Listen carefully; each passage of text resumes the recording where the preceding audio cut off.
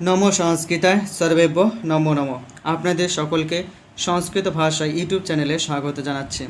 আজকে আমাদের পাঠ্যের বিষয় হলো ওয়েস্টবেঙ্গল বোর্ডের সপ্তম শ্রেণীর সংস্কৃত বিধির প্রথম ভাগের সপ্তদশ অধ্যায় চাণক্য শ্লোক। এখানে চাণক্য শ্লোকগুলি বিস্তারিতভাবে আলোচনা করা হয়েছে। আমরা এই চাণক্যের শ্লোকগুলিকে তিনটি ভাগে ভাগ করব এবং আজকে আমরা এখানে 5টি শ্লোক সম্পর্কে আলোচনা করব। তো আজকে আমরা প্রথম 5টি শ্লোক একবার পড়ে নিচ্ছি এবং তারপরে এগুলোর বিস্তারিত আলোচনা করব।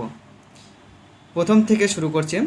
বিদ্যা দদাতি বিনয়ম, বিনয়াত ইয়াতি পাত্রতাম, পাত্রতাৎ ধনম আপনোতি, ধনাৎ ধর্মস্ততম সুখম, আলস্য কুত বিদ্যা অবিদ্যস্য কুত ধনম, অধনস্য কুত মিত্রম অমিত্রস্য কৃত সুখম, বিদ্যামিত্রম প্রবাসেষু মাতামিত্রম গৃহেষু চ, বেদিতস্য ঔষধম মিত্রম ধর্মমিত্রম মৃত্যুস্য চ, মাতৃবৎ পরদারেষু পরদ্রব্যেষু লোষ্টাবৎ, আত্মবৎ সর্বভূতেষু ইয়া পশ্যতি স পণ্ডিতা।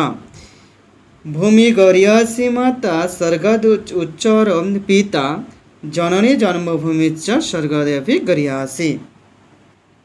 তো এই 5টি শ্লোক সম্পর্কে আমরা আজকে বিস্তৃত আলোচনা করব। প্রথমে বলেছেন বিদ্যা দদাতি বিনয়ম, বিনয়াত ইয়াতি পাত্রতাম। কি বলছে? বিদ্যা দদাতি অর্থাৎ বিদ্যা দান করে, বিনয়ম বিনয়কে দান করে, বিনয়াত ইয়াতি পাত্রতাম অর্থাৎ বিনয় থেকে কি আসে? পাত্রত্ব লাভ হয়। পরেটা বলেছে পাত্রতাৎ ধনম আপনোতি, ধনাৎ ধর্মস্তত সুখম। পাত্রতা থেকে ধর্মের প্রাপ্তি হয় এবং ধর্ম থেকে কী হয়? সুখের প্রাপ্তি হয়। তো এর মানে দাঁড়াচ্ছে যে বিদ্যা বিনয়কে দান করে এবং বিনয় থেকে পাত্রত্ব লাভ হয়, পাত্রত্ব থেকে ধনের পাওয়া যায় এবং ধন থেকে ধর্ম এবং তার থেকে কী হয়? সুখের প্রাপ্তি হয়। দ্বিতীয় শ্লোকে বলেছে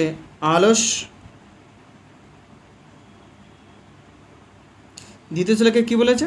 দ্বিতীয় শ্লোকে বলেছে আলস্য কুত বিদ্যা অবিদ্যস্য কুত ধনম, অধনস্য কুত মিত্রম অমিত্রস্য কুত সুখম। আলস্য অর্থাৎ যে ব্যক্তি কোনো কাজকর্ম করে না, অলস, তার কুত্র মানে কোথায় বিদ্যা, তার বিদ্যা কোথায়। অবিদ্যস্য কুত ধনম অর্থাৎ বিদ্যাহীন লোকের কোথায় ধন।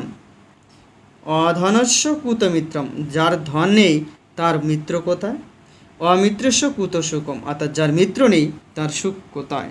তো এগুলো মানে বলেছে আর কি। কী বলেছে? যে ব্যক্তি অলস তার বিদ্যা কোথায়, বিদ্যাহীন ব্যক্তির ধন কোথায়, গরিব অধনস্য অর্থাৎ যার গরিব লোকের বন্ধু কোথায় এবং বন্ধুহীন যার তার সুখ কোথায়। পরের শ্লোকে কি বলেছে?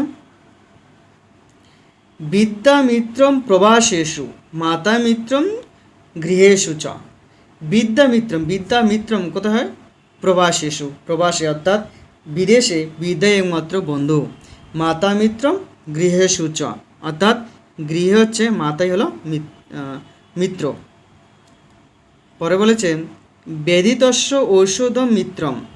কি বলছে? ব্যাধিতে কি হচ্ছে? ঔষধ হচ্ছে মিত্র, বন্ধু। ধর্মমিত্রম মৃত্যুসূচ অর্থাৎ মিত্রকে ধর্ম। তাহলে এর মানে দাঁড়াচ্ছে যে বিদ্যা মিত্র, প্রবাসে বিদ্যা হচ্ছে মিত্র, গৃহে যেমন মাতা মিত্র অর্থাৎ মা আমাদের গৃহে বন্ধুর মতো, ঠিক সেরকমভাবে কি বলছে?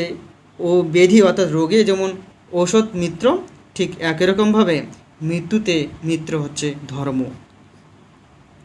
4 নম্বরে বলেছে যে মাতৃবৎ পরদারেষু পরদ্রব্যেষু লোষ্টাবৎ। কী বলছে? মাতৃবৎ অর্থাৎ মায়ের মতো দেখবো কাকে? পরদারেষু অর্থাৎ পর স্ত্রীকে, এবং পরদ্রব্যেষু লোষ্টাবৎ অর্থাৎ যে পরের দ্রব্য দেখে লোভবান হবে না। আত্মবৎ সর্বভূতেষু ইয়া পশ্যতি স পণ্ডিত। কী বলছে? আত্মবৎ, তাই না? কি বলছে?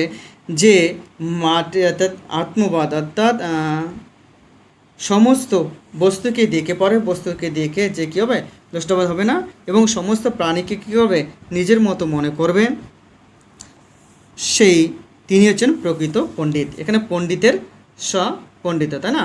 এখানে পণ্ডিতের বিশেষণ বলা হয়েছে কীরকম, যিনি পর স্ত্রীকে মাতৃরূপে দেখবেন, ঠিক আছে, এবং পরদ্রব্যের কি কোনো লোভ করবেন না, পরদ্রব্যকে কি মাটির ডালার মতো মনে করবেন, এবং কি আত্মবাদ সর্বভূতেষু, অর্থাৎ সমস্ত প্রাণীকে কি নিজের মতো মনে করবেন, দেখবেন সব পণ্ডিত, অর্থাৎ সেই হচ্ছে পণ্ডিত।